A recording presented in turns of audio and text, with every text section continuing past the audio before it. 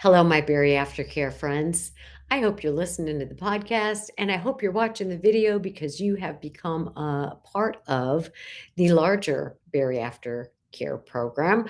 And you learn about that by going to www.berryaftercare.com because there's a second video on Thursdays or Fridays, depending on when I get that thing done. Anyway, today I'm going to start a several week long series, and it's about a topic that everyone can relate to, whether you are preparing for surgery, whether you are new, having had surgery, or whether you are way out past having surgery. And the topic is regain. Because regain, if you haven't had your surgery yet, it's something you have struggled with in the past. I would almost guarantee that.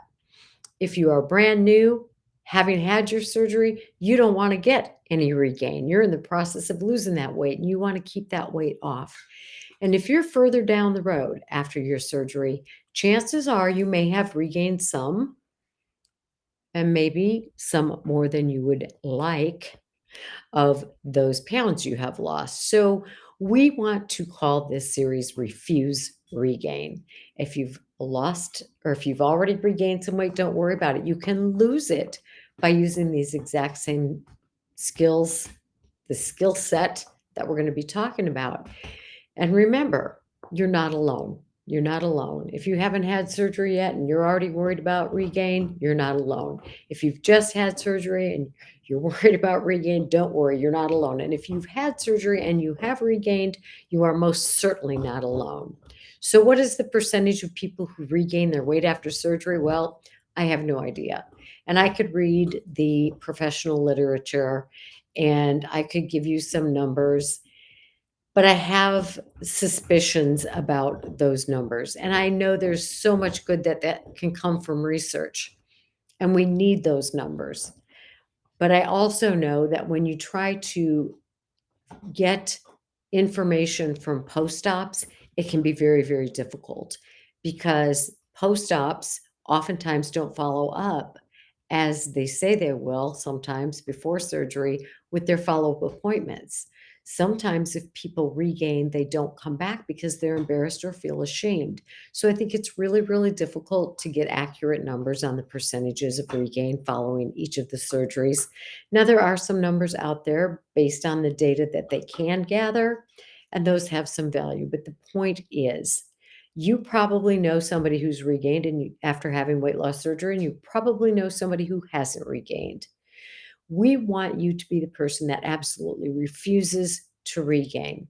Now, I say that with the reality and the understanding that, as we've talked about many, many times, obesity, the disease of obesity is very, very complicated. And there are things associated with the disease of obesity and your weight that you can influence and things that you cannot. There are some biological issues at play for some people, like PCOS and metabolic syndrome and a number of other things, or different physical or mental health issues where the medications you take for those tend to put weight on people. So it's not that you can 100% influence whether or not you regain, but looking at the factors over which you do have control. So, what goes in your mouth, whether you follow the process of eating every 3 to 4 hours and putting protein in your mouth first and limit the amount of processed food you eat and limit the extra sugar, the added sugars you put into your body, those kinds of things you can influence. Whether or not you exercise and how much exercise you do, you have influence over that. So, to the extent that you can influence and refuse regain, we're going to talk about those issues. But I don't want anybody thinking I'm saying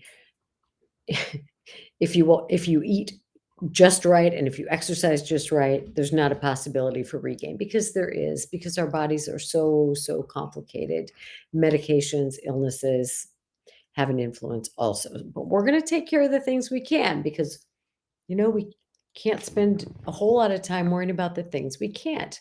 I'm going to tell you, for example, I've struggled with high blood pressure for a number of years and I am on medication. And so, I'm not a victim. it's everybody's got issues, right? Some people have the disease of obesity, some people have the disease of addiction. I have that too. Some people have the disease of hypertension, all these different things, right? Well, what can you influence about that and what can you not? So, the things typically known to influence blood pressure are what you eat, how much you eat, if you smoke, if you drink, if you exercise, how much stress you have in your life. So here's the deal. I don't smoke. I haven't smoked for over 25 years. I don't drink. I haven't had any alcohol in my mouth for over 30 years. I don't do drugs. I exercise at least 5 days a week. I walk 3 miles. I do yoga. I watch what I eat. I eat like a bariatric patient. And yet I have high blood pressure. Now, there's that issue of stress in our lives, right? And I have plenty of that. And that is a function of my own doing, which I am looking at and seeing what I can cut out to reduce the amount of stress in my life because I don't want my blood pressure, to get me this early in my life. So I'm going to continue to work on those things that I can influence, have the doctor check my medications, all the things, right? I know I have a very strong family history of high blood pressure, and I don't have any influence over that. So today we're going to talk about refusing regain by doing the things you can to influence maintaining a healthy weight. So it's going to be several week series, and today I'm going to start with one of my favorite acronyms, which I call the 4 ACES. The 4 ACES are, and I'm going to just read these off. You can download these on my website, which is www.conniestapletonphd.com. All kinds of downloads on there for free. But the 4 ACES, there are 4 words in my little 4 ACES that start with the letter A. That's why it's 4 ACES. And the other reason I call it the 4 ACES is because if you have 4 ACES in a poker hand, and I'm not encouraging you to play poker, but it's a good hand, right? So we want to set our hand up or our life up to be successful and to do the things that are going to get us where we want to go in our life. And when it comes to our weight, we want to maintain a healthy weight. So the 4 A's in the 4 ACES are awareness, acceptance, attitude, accountability, and then there's a C for ACES. The C is for commitment, the E is for effort, and the S is for self. So let me break these down a little bit and tell you why these are so critically important when it comes to refusing regain. So with the A, awareness, there are going to be things that you become aware of for a long time after you've had your weight loss surgery. One of the things people become painfully aware of, unfortunately, is that at some point, as that weight is falling off after surgery or when the weight loss slows down or stalls, that it's supposed to. You're supposed to stop having rapid weight loss at some point in time. Be aware of that. Be aware that your body is going to stop losing weight at some point. And when it does, don't freak out. It's supposed to stop. You can't continue to lose weight like you do in those first weeks and months after weight loss forever, after weight loss surgery, because you would shrivel up and die. That's not what we're going for here, right? Now, some of you may not lose as much weight as you want, but that is one thing that you have to be aware of. At some point, your body's going to quit losing weight. And then the second A is acceptance. You've got to accept that. You've got to accept that at some point, your body is going to be at the lowest it's willing to go, given your biology, given your physiology, given what you're doing to help it along or not, given what medications you are on, etc. So awareness, acceptance. What's your attitude going to be about this? So like with the blood pressure, right? No, I'm not happy about it, but I'm not a victim over it either. Everybody's got something. Everybody has things. It's the human condition. And so what's my attitude going to be toward this blood pressure? Yeah, I'm frustrated. Yeah, I think it's not fair, but I'm not going to be a victim about that. It's what I have to deal with. And so I want to deal with it is in as influential way as I possibly as I possibly can, understanding the awareness that some of this is genetic and I can't change that. Accepting that some of this is genetic and I can't change that. Accepting that some of it may be that I keep myself too busy and I can change that, right? So my attitude has to be one of proactivity. And then there's the accountability. The accountability means nobody's going to do this for me. And if I'm going to get my blood pressure more steady, I'm going to be the one having to do the work. I'm accountable for getting to the doctor, discussing what's going on, showing her the recordings of my blood pressure readings that I've taken over the last months and years. Um, I, I'm accountable for, talking about are there any things that I can change in my life? And being accountable to change those things. If I need to quit working as many hours, I'm going to quit working as many hours. And I have to, so there's the four ACEs: awareness, acceptance, attitude, and accountability. Then I have to make a commitment to myself, to my spouse, to my family. That's my dog scratching over there. That I'm going to follow through with what I say I'm going to do that can help me. And then here comes the hard part, the effort. I have to make sure I'm exercising enough or the right way or finding the exercises that are best for helping maintain healthy blood pressure. And the S in the four ACEs is about self. And this is something I will do because I believe enough that I am important enough to do this. A lot of times in the weight loss world, people get there because they think everybody else is so important and their health and their self is not as important as all the other people they have responsibilities to. Well, I got news for you. That self is a big deal because Darla, no, baby. She's scratching the carpet. There's a bug down there. Until we make ourselves as much a priority as we make other people, and until we make ourselves, our health, as much a priority as we make everybody else's getting what they need in life, well, we're not doing ourselves or anybody else much of a favor because they want us around, we want to be around. So that means I have to take care of myself. So let's look at the four ACEs in some other regards. We just did the blood pressure. We did at some point your weight is going to come to a permanent-ish stall, meaning you're not going to lose anymore. Now, let's talk about that goal weight thing because that annoys me more than a lot of things in this field. It's fine to have a goal weight, maybe. Personally, I'm not a fan of a goal weight at all.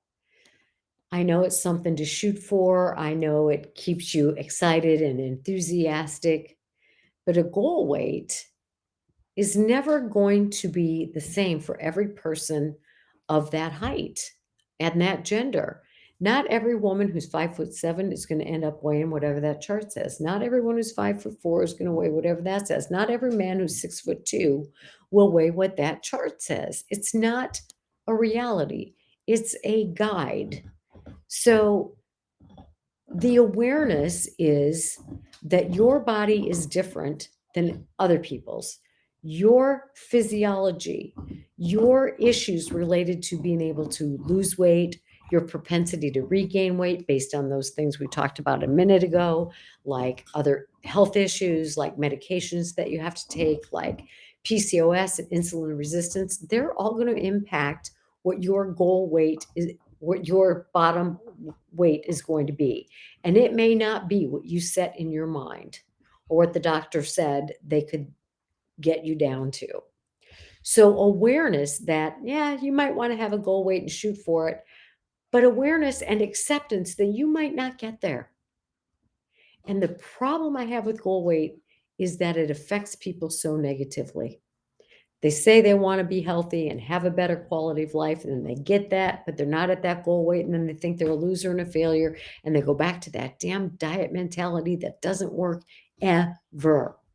So be aware you may or may not reach a goal weight, and be aware that that goal weight may not be a relevant number, really. When your goals are to be healthier, to get off as many medications as you can, to stay at the healthiest weight you can, and accept that that may be a reality. So, along with goal weight, what's your attitude about it? If I don't get there, I'm a miserable human being who has no worth. And if I do get there, then what? Am I the most magnificent person that ever lived? No. You are you, regardless of whether or not you get to some magical mystery number. All right. What about your accountability? Regardless of whether or not you have a specific goal weight, and regardless of whether or not you're attached to it, you're accountable for doing whatever it is to get to the healthiest weight for your body. So you are accountable for doing the things that you are capable of doing and that are your responsibility as a post-op. And those things are very well spelled out for you. Eating at whatever levels of time your dietitian and surgeon tell you to, eating protein first, keeping your portion sizes to whatever they tell you to, eating the number of servings of starch that they tell you to, and holding fast to that. You are accountable for getting the exercise that your body needs. You are accountable for following through with all the things required to keep your weight at a healthy weight. If you've not ever listened to Mel Robbins on YouTube, I would definitely look up her YouTube clip called Nobody's Coming. It's Mel Robbins on YouTube, and the clip is called Nobody's Coming. And this is about accountability. Nobody's coming to do the exercise you promised your surgeon you would. Nobody's coming to fix your plate for you. Nobody's coming to make sure you get enough grams of protein in. Nobody's coming to see if you're going to drink your water with your meals and therefore interfere with the process. This is on you. Nobody's coming to do it for you. Now, we all make those promises ahead of time. We make that verbal commitment, but do you follow through by being accountable for what you said you would do? Is that commitment just a word, or do you translate that commitment into the E word, which is effort? You put forth the effort required to fulfill the commitment and to be accountable to who? The S is for self. Are you being accountable to yourself to follow through with the things that you said you would do? Now, here's an awareness for you. Speaking of the four ACEs, even though you may have a temporary, maybe permanent spike and increase in self esteem, self worth, body image, willingness to set boundaries for yourself, willingness to confront people, willingness to stand up for yourself. Here's what I'm going to tell you that I've seen a lot of as people lose their weight. In fact, a woman said to me today, she's in her 50s and her son is in his 20s. And she said, he told me I'm getting bitchy. And I said, well, what did he mean by that, do you think? And she said, well, I think what he means is I'm getting bitchy like healthy weight people do. I said, I'm still a little confused. Can you explain? She said, well, I'm setting boundaries for myself. I'm setting boundaries and I'm taking care of myself before I take care of other people. So, what she was saying, I think, is that now that I feel better about how I look and feel physically, I'm willing to take better care of myself. And I am all for that. I'm willing to tell people no. I'm willing to, set limits. No, I can't enjoy that birthday party because it's not safe for me to be around all of that stuff. No, I can't do this. Yes, I'm willing to do that with, the conditions, whatever. So I love that she said that. I found it interesting that her son said it was bitchiness, and her interpretation of that is healthy weight people are bitchy, when the reality is some of them are. Some overweight people are bitchy too. Some people are just bitchy. But in this case, I think she was talking about the assertiveness that people with healthier self esteem seem to have. They're more willing to set boundaries with people, they're more willing to say what they think, they're more willing. And it's not about weight, because I know some people who are very much overweight who are amazing with their self esteem, who are amazing and willing to say, this is what I think, who are amazing at setting boundaries because they have healthy self esteem. It doesn't matter about their weight. So, what I've seen a lot of is people developing this willingness as they lose weight, and it's a good thing. But here's what I've also seen: when that honeymoon wears off and They are like, "Oh crap, I've lost all that weight. And now I'm struggling to keep at that weight. And my God, I'm regaining. I'm going back to things I didn't used to do. And I can't say no to sugar. And what is happening?" And so the person they were before the surgery is again the person they are because that was a false sense of improved self esteem. Self esteem is not going to stick if it's based solely on weight loss. If you didn't like yourself before surgery, chances are real good that you're going to come back to a place at some point in time where you realize you don't like yourself after surgery. I always joke with people, if you don't like your mother in law before surgery, what makes you think you're going to like that woman after? I mean, if you don't like your mother in law before you get married, what makes you think you're going to like her after you get married? Right? It's kind of the same. So I'm all for improvements in self worth and self esteem. And I absolutely believe that our behavior reflects our level of self esteem. So those bitchy people who set limits for themselves and, take themselves seriously and follow through on what they're going to do, those bitchy people with high self esteem are following through with behaviors that match their high self esteem. People with low self esteem often behave in ways that reflect their lack of self esteem. And a weight loss in and of itself isn't going to change the inner self unless there's additional work done, which is why I really recommend doing some therapy, doing some, health coaching, doing some deep introspection of yourself and looking at why am I more willing to set, a boundary for myself when I'm a healthier weight than before. I have the same right to set limits regardless of my weight. That's a reflection of how you're feeling about yourself. But if you don't do anything to really bolster the S in 4 ACES, the self, which is really the final determination of how you're going to behave with your food, with your exercise, with what you're supposed to do as a post-op. If you're not improving that self and the belief in self, it's probably going to be likely that you struggle with regain at some point. I know nobody wants to hear that, but if you talk to the people that I work with after surgery who are in that very same spot, they will tell you that's exactly the case. So be aware that if you experience this wonderful improvement in self-esteem and self-worth and boundary setting and communication after surgery, that is amazing. Do yourself the favor of boosting your inner self-esteem so that those behaviors will continue once the honeymoon is over and the going gets tough again. So a lot of people need to become aware. Look at my hair. Look at this curly thing there. Because anybody cares.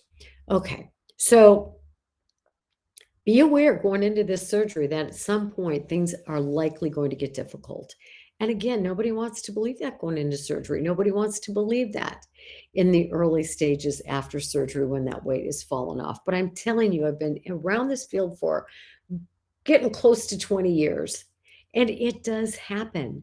So prepare for it by being aware that it's real, accept that it might get tough. Have an attitude that says, I'm going to beat this thing before it happens. And you can do that by being accountable for getting some therapy, by being accountable to sticking to what you've been told to do from the very, very get-go, by making a commitment. Then when the going gets tough, you're going to gather people around you and help you through the tough parts, by putting forth the effort that you had the influence to put, by doing whatever kind of exercise you're available to do, even if it's just sitting in a chair and lifting some weights until you can do some chair yoga, until you can do some standing yoga, until you can, be a beast and get into burn boot camp or whatever hardcore thing you want to get into.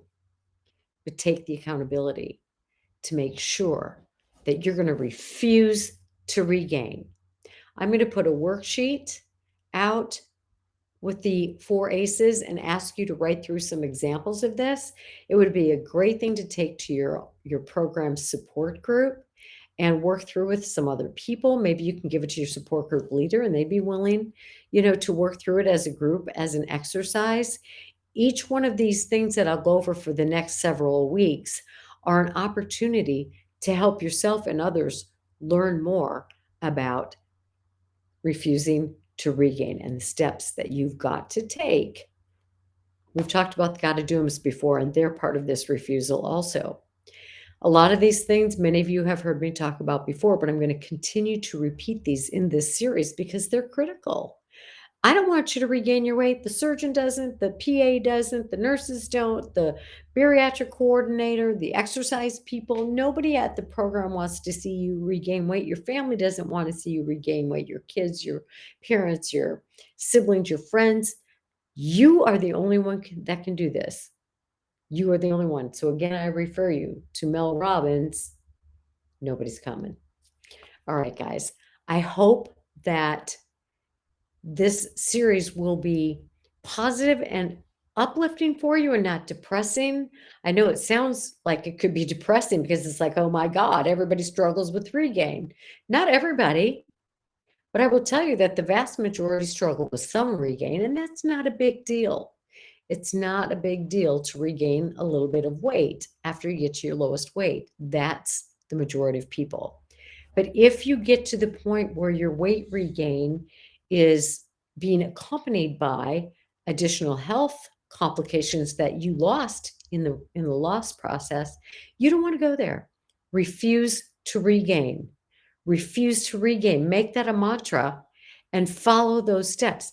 Another mantra is I choose health, as opposed to I fear regain. I choose health, I choose health, I choose health, I choose health. And you take that mantra with you everywhere you go during the day and you act according to whatever in that situation is a choice for health. Whether it's a food thing, whether it's a commitment thing, whether it's a setting of boundaries thing, whether it's a saying no to mom thing, whether it's a speaking your mind to somebody, whether it's saying, yes, I will exercise even if I don't feel like it thing. You got to decide. It is really up to you. The things that are within your influence are 100% yours to do. All right, my friends, I'm going to stop for now and get this up online. And as always, I will end with it's your health, it's your responsibility this day and every day. So take it seriously. Do what you got to do and refuse regain. Please ask your friends to listen to the podcast and anyone who might benefit from Bariaftercare. Again, it's www.bariaftercare.com.